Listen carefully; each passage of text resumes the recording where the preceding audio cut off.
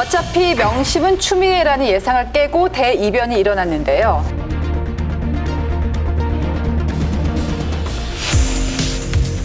예상 밖의 결과에 다양한 해석이 나오는 가운데 민주당은 이 대표의 연임을 두고 셈법이 복잡해진 모양새입니다. 이번 국회의장 경선 결과가 22대 국회에는 어떤 파장을 불러올까요? 이번에 박성민 정치 컨설턴트, 윤태곤 더 모아 정치분석실장 모시고 이야기 나누겠습니다. 어서 오십시오. 안녕하세요.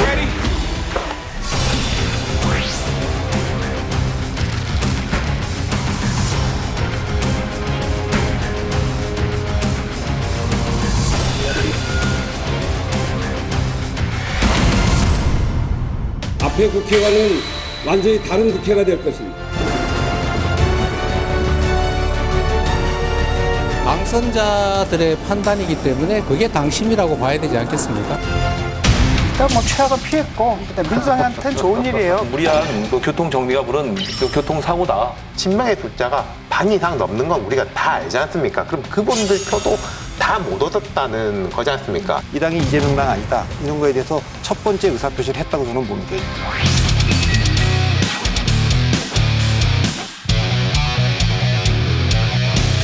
네, 국회의장 후보 경선 결과를 보다 정확하게 분석하기 위해서 기존 녹화일이 아니라 경선날 긴급 녹화를 하게 됐는데요.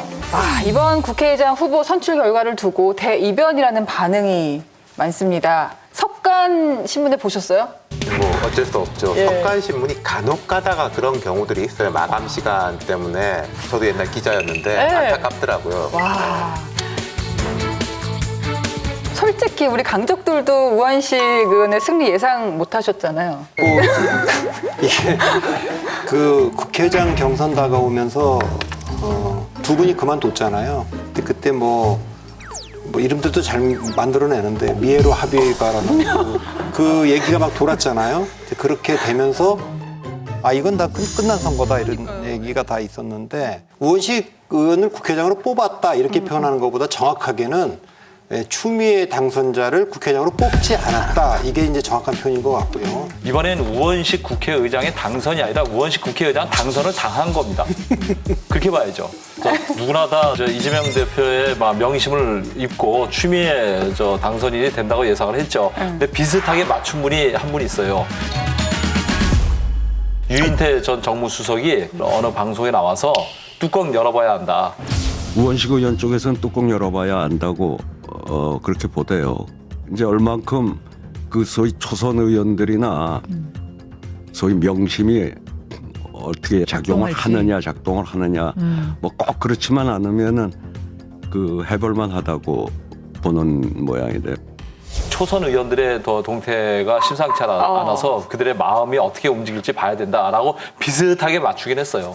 이분은 이제 초선들의 반란이 만만치 않았다고 보는데 저는 그보다는 사실은 그 친문계의 반발들이 만만치 않았다. 그래서 이게 사실 민주당 이번에 보니까 확실히 그동안 기다려왔던 이거 이 당 이재명 당 아니다.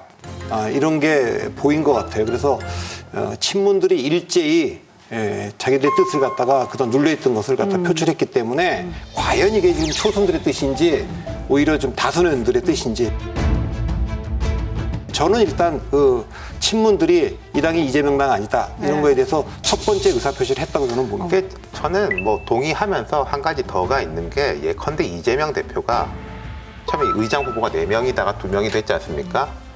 넷 중에 추미애 의원이 아닌 다른 셋 중에 한 명에게 힘을 실었으면 됐을 것 같아요.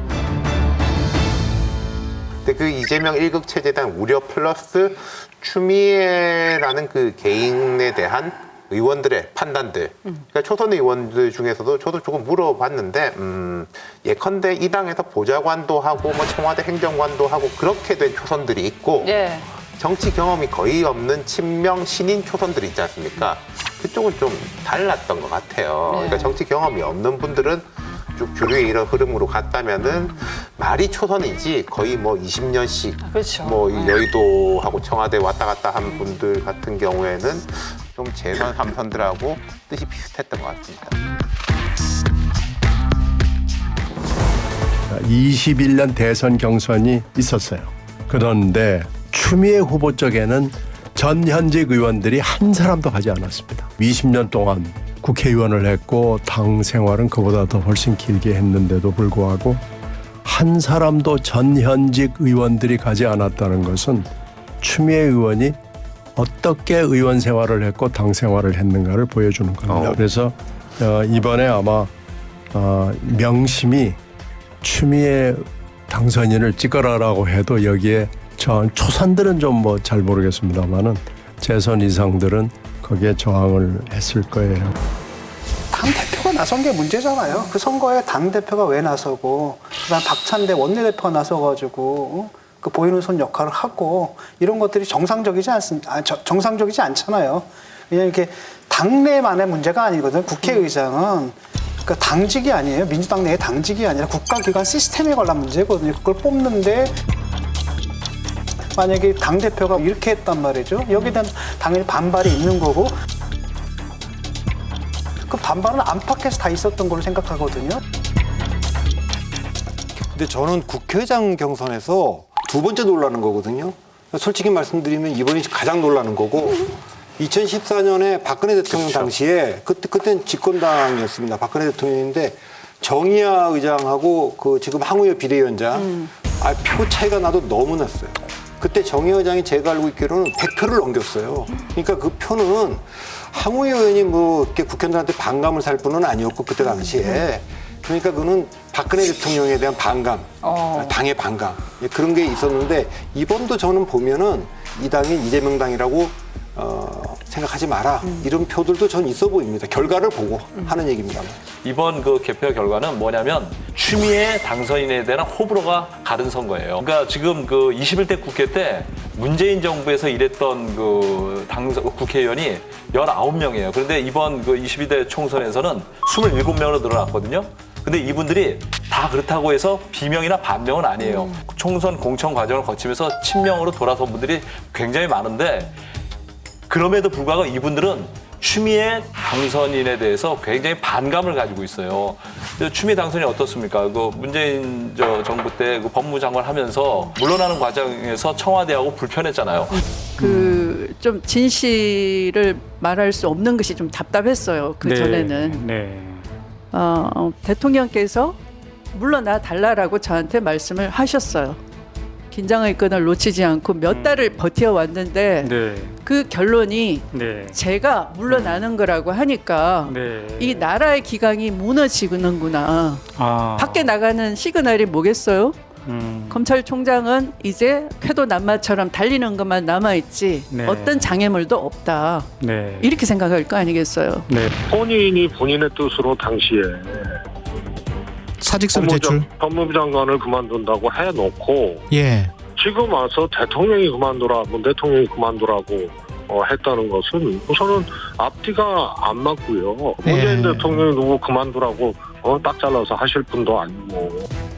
그러니까 지금도 문재인 대통령을 많이 공격하고 있잖아요. 그것 때문에 그 이분들이 추미애 당선인에 대해서 반감을 많이 가지고 있어요. 이런 것도 많이 작용을 했다고 봅니다. 네. 또 한편으로는 뭐냐면 이분이 사실은 걱정되는 겁니다. 사실 이분을 갖다 국회의장 시켜주면 사실 국힘이 좋아하거든요.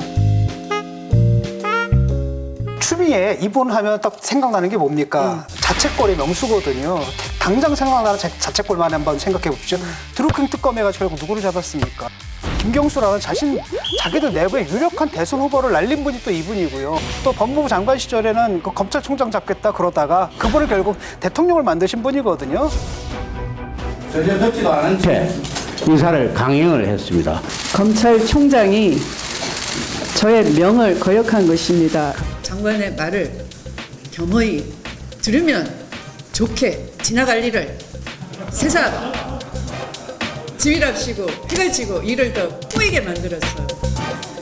일단 법리적으로 보면은 검찰총장은 법무부 장관의 부하가 아닙니다. 잠깐 제가 물어본 게 있잖아요. 내 명을 거역한다는 등 이렇게 얘기를 하시니까 그거는 부하한테나 하는 얘기고. 추미애가 나오면 윤석열을 키운다라는 우스꽝스러운 프레임을 씌웠기 때문에 저만큼 윤 총장을 잘 아는 사람이 없기 때문에 제가 꼼 잡는 매다. 국회의장 돼가지고 또 결국은 그렇게 또 강경 드라이브를 펴다가 사실은 그 누구한테 도움이 되는 겁니까? 저쪽에 도움이 될 수도 있겠다라는 우려들을 좀 했을 것 같아요. 어디로 튈지 모르는 거거든요. 이게 그러니까 통제 가능한 분이냐 이런 것들이 종합적으로 판단해가지고 이분은 아니다 생각한 것 같아요. 이거 약간 화면을 앞으로 조금 돌려보면요. 그러니까 총선 들어갈 당시에 이명박 공관위원장이 이번에 그 윤석열 정부 탄생에 책임 있는 사람들은 조금 출마를 좀 자제해달라는 뜻을 표명했거든요. 근데 그때는 사람들이 야 이게 조국, 추미애 두 전 법무부 장관이 윤석열 대통령 만드는데 1등 공신, 2등 공신 아니냐 이런 여론이 있었는데 맞아요. 이재명 대표나 주류가 얘기한 거는 조국, 추미애가 아니다. 검찰총장으로 임명한 문재인 대통령이 1등 공신이고 그때 임명된 검찰총장이 조국 법무부 장관을 압수수색하는데 그때 쫓아와서 임명하면 안 된다 이렇게 얘기했던 임종석 전 실장 이분들이 공신이다 이렇게 지금 되는데 그러니까 실제로 그 문재인 정부의 실패 책임 때문에 정권이 넘어간 거지 이재명 후보 때문은 아니다 지난 대통령 선거가 이거에 대해서 저는 친문들이 굉장히 부글부글했지만 그때 공천 때라 뭐 얘기를 못했다고 좀 봅니다. 네. 자 근데 만일에 여기서 추미애 국회의장까지 딱 만드는 순간 그게 거의 그 확인되는 거예요. 그러니까 지난번 그 정권 교체의 책임이나 윤석열 대통령 만든 건 추미애 법무부 장관한테 있는 게 아니고 문재인 대통령한테 있다. 이거기 때문에 저는 그거는 우리가 용인할 수 없다. 저는 그런 게 두루두루 저는 뭐 작동하지 않았을까 좀 봅니다.